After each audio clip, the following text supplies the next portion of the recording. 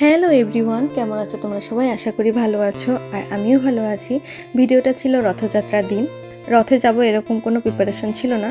হঠাৎ করে বাবাই কল করে বলতেছিল যে রথে যাব, তুমি রেডি হও, আমি মামাতো ভাই মামাতো বোনকে নিয়ে এক্ষুনি আসতেছি। তো তার কথা শুনে সুন্দর একটা শাড়ি পরে রেডি হয়ে গেছিলাম। আর এখন হচ্ছে জুয়েলারি পরবো।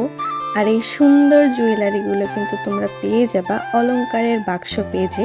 জুয়েলারি পরার পরে দেখো লুকটাই কেমন যেন চেঞ্জ হয়ে যায়। জুয়েলারি ছাড়া হচ্ছে কখনোই কোনো একটা শাড়ির লুক হচ্ছে সম্পূর্ণ হয় না।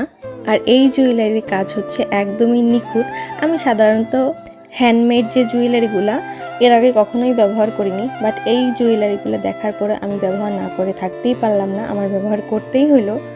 আর এই যে গলার নেকলেসটা, এইটা হচ্ছে তোমরা দুর্গাপূজার জন্য খুব ভালো মতো নিতে পারো, খুব সুন্দর মানাবে দুর্গাপূজাতে লাল সাদা শাড়ির সঙ্গে। তো যারা যারা নিতে চাও তারা হচ্ছে আমার উপরে লিঙ্ক দেওয়া আছে, ওইটাতে নক করবা। আর তাছাড়া ফেসবুক পেজের স্ক্রিনশটও আমি দিয়ে দেবো। আর এই হচ্ছে আমার ফাইনাল লুক। রেডি হওয়ার পরপরই হচ্ছে মামাতো ভাই মামাতো বোন চলে আসলো, আর বাবাইও চলে আসলো। বাবাই এসে টুক করে রেডি হয়ে আমাদের নিয়ে বেরিয়ে পড়লো। তো আমাদের বাসা থেকে রথটা অনেক দূর, সাধারণত পিরিজপুরে এবছর আমার প্রথম রথ। পিরিজপুরে অনেক জায়গায় হচ্ছে রথ হয়, তবে আমরা একটু যেখানে ভিড় কম হয় সেখানে যাওয়ার চেষ্টা করছিলাম।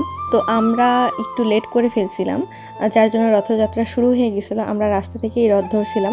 প্রথমত আমি জুতা পায়ে দিয়ে গেলেও আমরা সাথে করে ব্যাগ নিয়ে গেছিলাম যে রথে হাঁটবো, অবশ্যই রথে ধরার আগে অবশ্যই আমি হচ্ছে জুতা খুলে নেব। তো জুতা খুলে হচ্ছে আমার এক মামাতো ভাইয়ের কাছে দিয়েছিলাম। তারপরে আমি রথের বাইরেই হাঁটছিলাম, মানে দড়ির বাইরে হাঁটছিলাম। তো এখানে তারা হচ্ছে দড়ি ছেড়ে দিয়ে ভিতরে যেতে বলতেছিল, আর বাবাইকে বলতেছিলাম একটু ভিডিও করে দিতে, ও অ্যাঙ্গেলে অ্যাঙ্গেলে ভিডিও করে দিচ্ছিল আমাকে।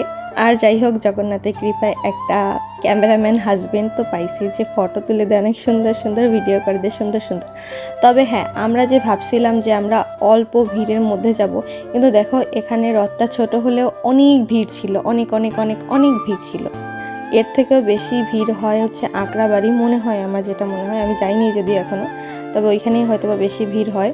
আর সেদিন হচ্ছে জগন্নাথের কৃপায় টোটাল কোনো বৃষ্টি ছিল না, একদম কড়া রোদ উঠছিল।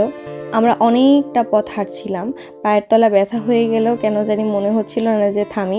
আর এখানে রথ ধরার পরে আমাকে অনেকেই জিজ্ঞাসা করতেছিল বা বলতেছিল, রথের দড়ি তুমি টানতেছো নাকি রথ তোমাকে টানতেছে? ভাই আপনারা একটু দেখেন, এখানে কি রথের দড়ি টানার মতো কোনো সিচুয়েশন আছে? রথের দড়িটা সবাই ধরেই থাকছে, রথ ধরে কেউ টানছে না। তো রথ হচ্ছে সিও অফিস থেকে প্রথমে বড় মসজিদ থেকে ঘুরে ঘুরে আসছিল। তো এটা হচ্ছে রাজারহাট মন্দিরে গিয়ে থামছিল।